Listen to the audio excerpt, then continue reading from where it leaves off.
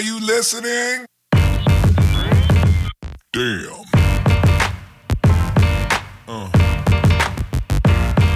Yeah. Yeah. Yeah.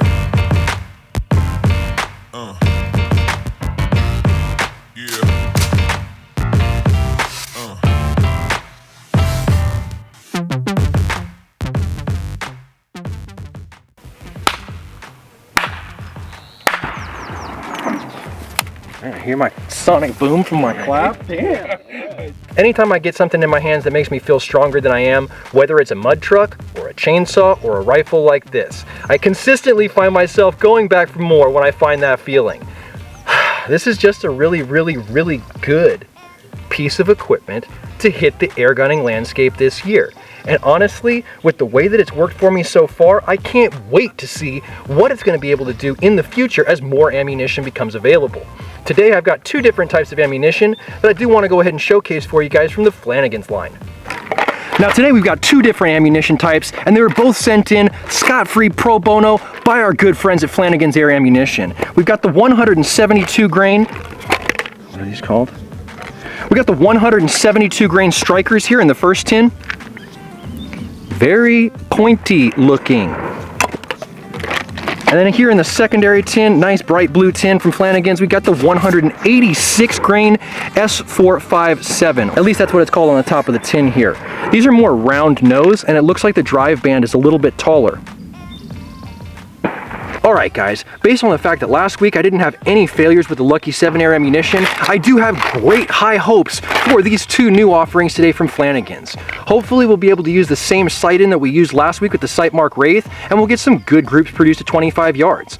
Same as last week, if we do well at 25 yards, we're going to go ahead and see exactly how linear of a trajectory we have and move it right out to 50 yards. Ultimately, by the end of this episode, I hope to be able to show you which one of these two Flanigans offerings might work best in this brand new platform from B&W. Go ahead and start our chronograph. Everybody hates it when I call it a chrony, so it's a chronograph today, gentlemen. Just because I can't wait to see whether or not they're going to truly work and cycle, we're going to go with these big pointy pellets from Flanigan, the Strikers. Once again, these are 172 grains in weight, so just a little bit lighter than the Lucky 7 that we've been using it up to this point.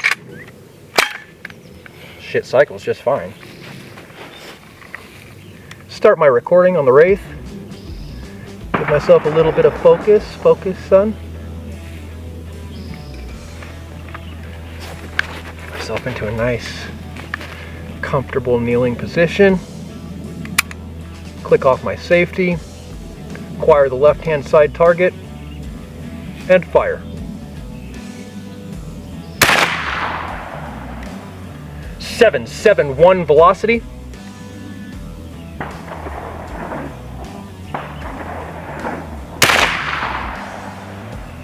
.759 velocity.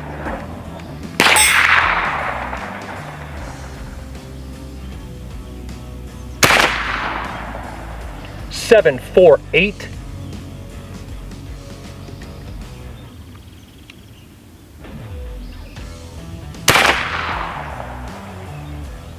.735, and it looks like this bolt has not gone all the way forward. Oh, and there's a partially fed round. Excuse me. Little extra effort gets her seated.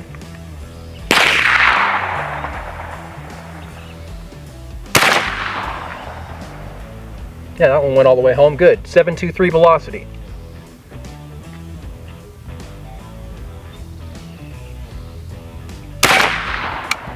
Pretty good, 705, not too terribly bad. Let's go ahead and check out where we're at as far as our pressure is concerned after the first magazine.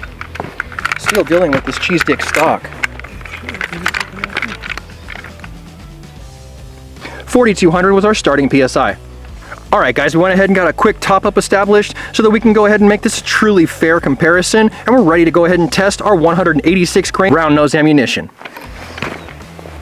Alright guys, let's go ahead and see if we can't start our recording and put together a comparable group on the right hand side. Do myself all the favors I can here.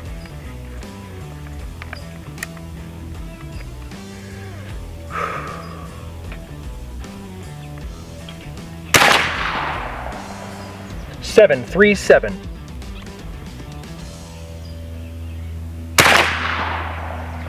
720.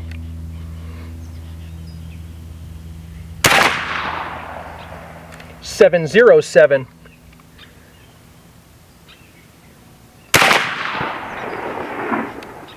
692.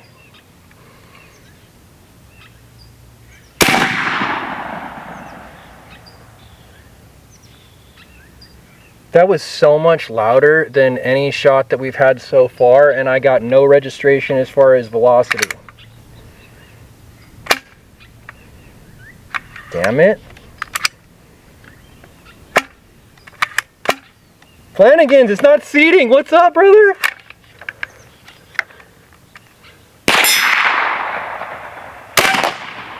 Double. 413. So we may have experienced a double feed there that could have potentially thrown off our results. Based on the fact that I'm not a physicist, mechanical engineer, or otherwise, I don't have the answer for you as far as why that happened. Could be mag related, could be ammo related, could be the fact I throw all my shit in the dirt all the time. No one knows for sure, but I do think that this is good enough results for both of these to be moved directly out to 50 yards. I will say this, however, that inadvertent issue pretty much cements in my mind that if you do accidentally double the feed this rifle, chances are you're going to be able to clear the breach.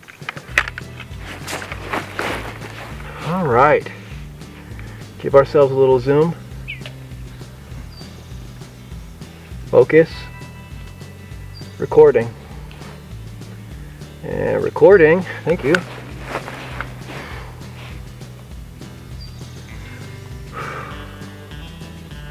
Flanagan strikers, left-hand target, fire.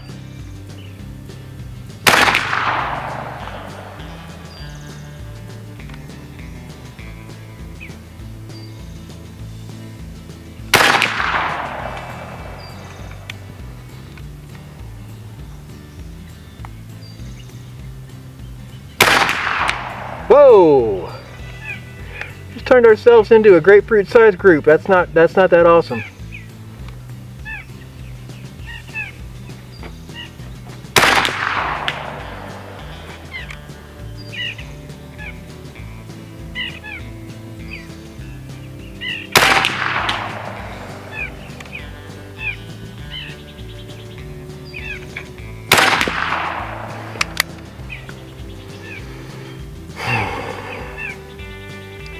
I was actually hoping for a fairly tight group at 50 yards based on what we were seeing at 25 yards. People in general in the airgun community have often had problems with pointed pellets in smaller calibers being accurate at distance. It's interesting to see that that possibly might be a characteristic that's translating up to the bigger bore stuff with these 457 spikes. I'm really excited to see what these round nose bullets do at distance from Flanigans. These are more traditionally shaped. Typically when you see a picture of a bullet in a textbook, it looks something like this. There's a reason for that. A lot of times when something starts to work, why change it? So this traditionally shaped projectile may actually be what we're looking for as far as 50-yard connections are concerned. Oh, if it was a BI, I'd just immediately smash it and eat it. No, I wouldn't do that. Beautiful.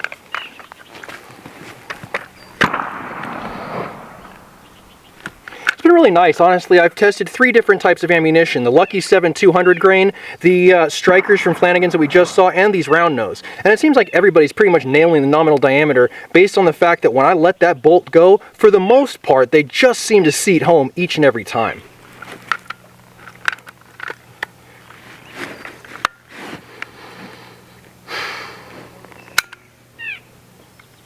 Right side target, round nose, fire. Dude, these flies are maddening, dude.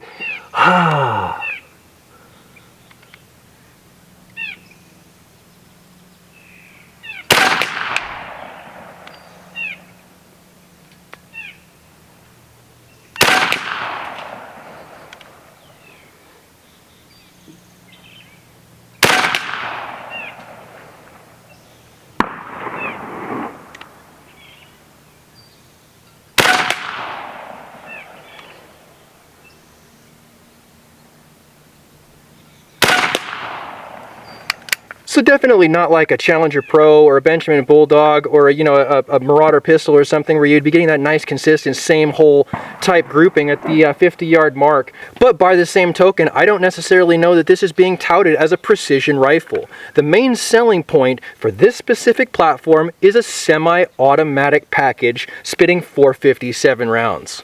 I think that the only thing that we can do at this point, having had more than a 2-inch group with both of the offerings that we've just tested, is go back to the Lucky 7 stuff that I was using all week last week and showed you guys no groups at distance with. The Lucky 7 200 grain stuff was the first that I tried. It cycled well, and the real bullet mold from Lee has been proven across multiple platforms to be a ballistically stable projectile at distance. Based on this fact, I see no reason not to throw a wrench in the gears and see what we can do at 50 yards with the Lucky 7 200 grain. I can't help it if it's not an accurate gun. Until we find the ammunition. I mean, they're going to look at where my crosshairs are on the scope cam and see it, and then they're going to look at the Cronny information and see that what I'm shooting is valid and I'm not fucking around. I think that's part of the draw for the channel at this point, though. People know that I add nothing and take nothing away from my results. I don't care. Lucky 7 online.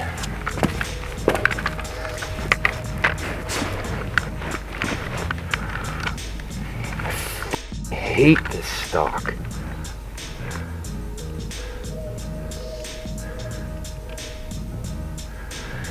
Put myself on 3 zoom. Get myself completely dialed in here.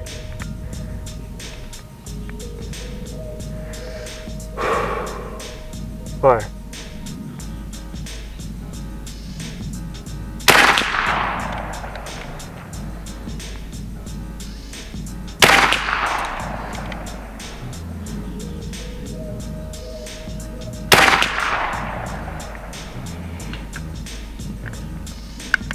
That's new.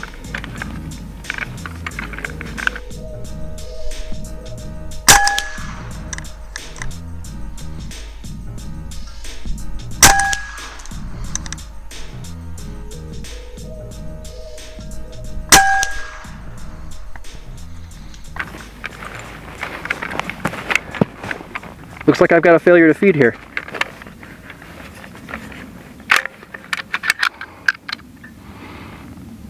Bit the slug too.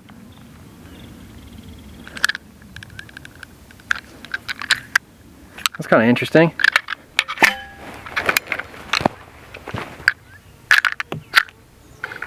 All right, here we go. Let's continue.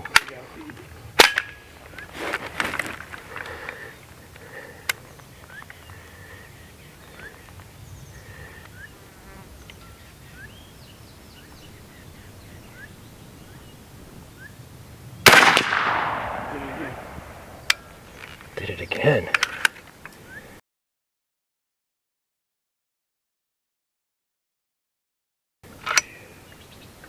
And it bit the bullet in the same exact spot.